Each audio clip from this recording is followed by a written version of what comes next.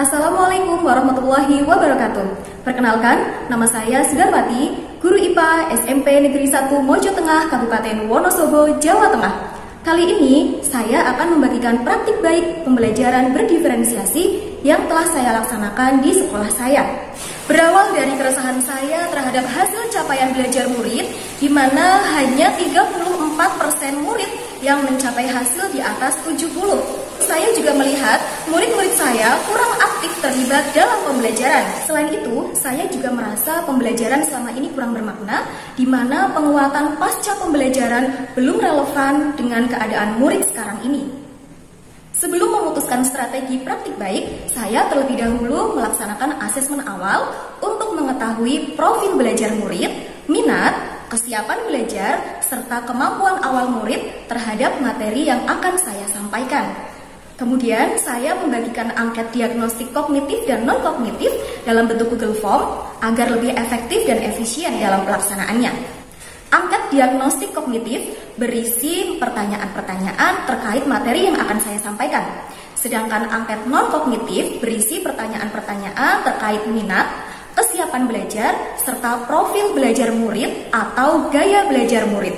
Hasil pemetaan terhadap profil belajar murid yaitu 39% murid memiliki gaya belajar visual, 17% memiliki gaya belajar auditori, serta 44% memiliki gaya belajar kinestetik. Sedangkan hasil pemetaan terhadap kesiapan belajar, minat, dan analisis kognitif disajikan pada diagram berikut. Berdasarkan hasil asesmen awal tersebut, saya kemudian memutuskan untuk menggunakan suatu metode yang saya beri nama metode Instagram, inquiry strategi, dan ragam media sosial untuk menguatkan pembelajaran berdiferensiasi. Melalui metode inquiry terbimbing, murid-murid akan terdorong untuk memahami konsep secara menyeluruh dan mendalam, serta akan lebih berdaya di dalam pembelajaran. Sedangkan ragam media sosial saya gunakan untuk memperkuat tindak lanjut pasca pembelajaran agar tercipta pembelajaran yang lebih bermakna, membekas, dan tidak berlalu begitu saja. Pembelajaran diawali dengan menyiapkan fisik dan psikis murid. Baik, sudah siap pelajaran IPA hari ini? Tujuan pembelajaran dan teknik penilaian saya sampaikan di awal agar sistem penilaian dapat disepakati bersama murid dan juga transparan. Karena pembelajaran juga bertujuan menguatkan karakter profil pelajar Pancasila, maka saya ajak mereka untuk menyanyikannya bersama agar selalu ingat dengan 6 profil tersebut. Saya mau menjadi pelajar Pancasila, beriman dan bertakwa pada Tuhan Yang Esa, berkebudayaan global, gotong royong mandiri, kreatif dan bernalar kritis.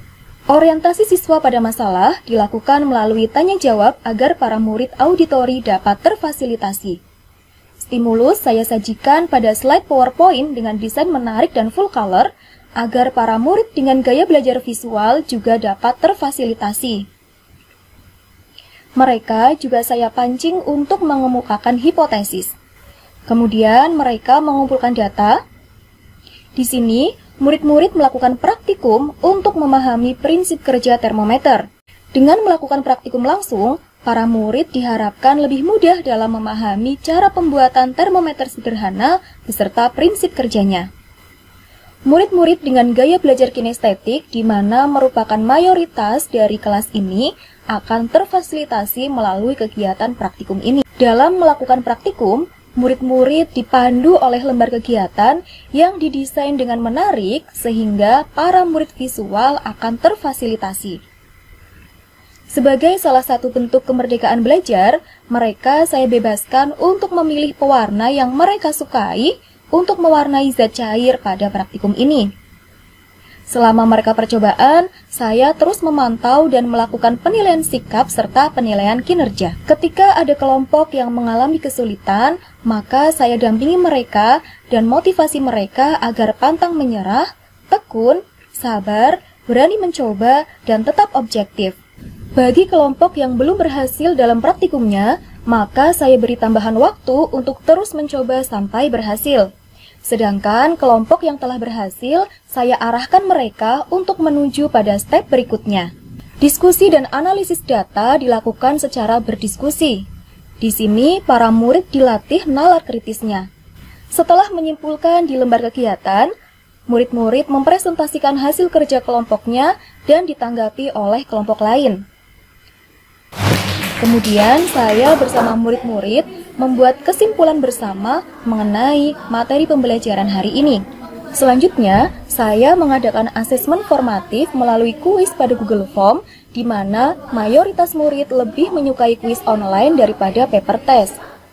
Bagi murid-murid yang saat itu tidak membawa HP, mereka saya beri soal dalam bentuk paper test. Di sini, saya melihat murid-murid sangat antusias mengerjakan kuis pada Google Form tersebut karena nilainya dapat diketahui secara real time sesaat setelah submit jawaban.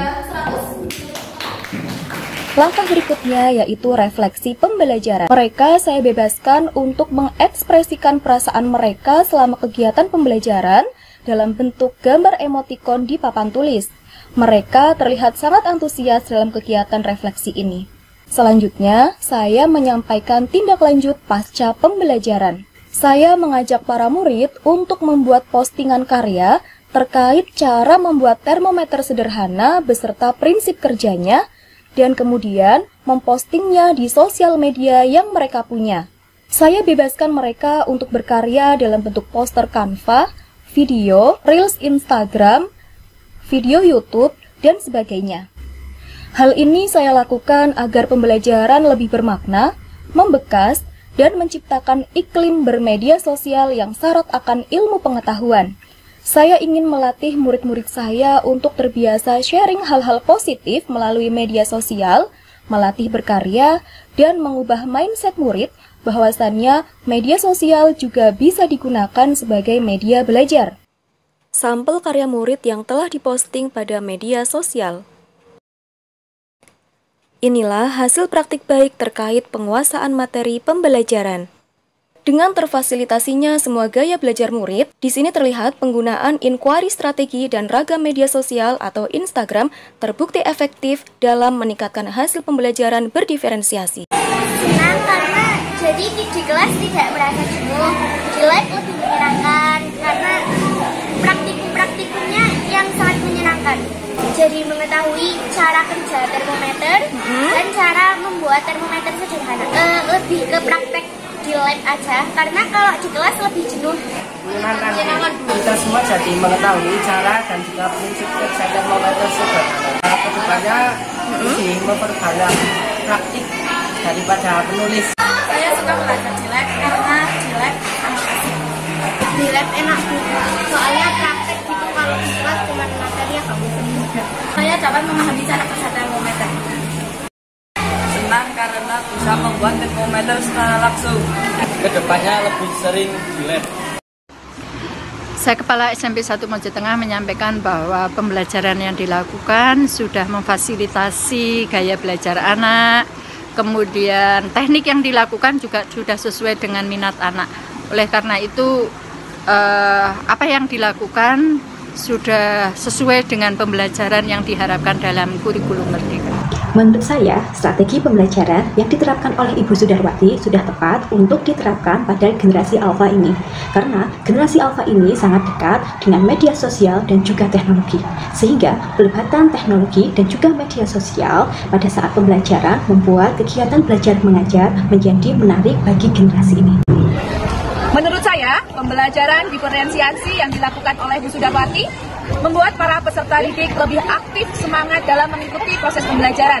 Selain itu, metode praktikum yang digunakan membuat peserta didik lebih terlihat aktif selama proses pembelajaran. Sukses selalu untuk Ibu Sudarwati, ditunggu karya inovatifnya selanjutnya. Terima kasih. Demikianlah praktik baik yang telah saya lakukan. Semoga dapat menginspirasi Bapak Ibu dimanapun berada. Sekian dari saya, terima kasih. Wassalamualaikum warahmatullahi wabarakatuh.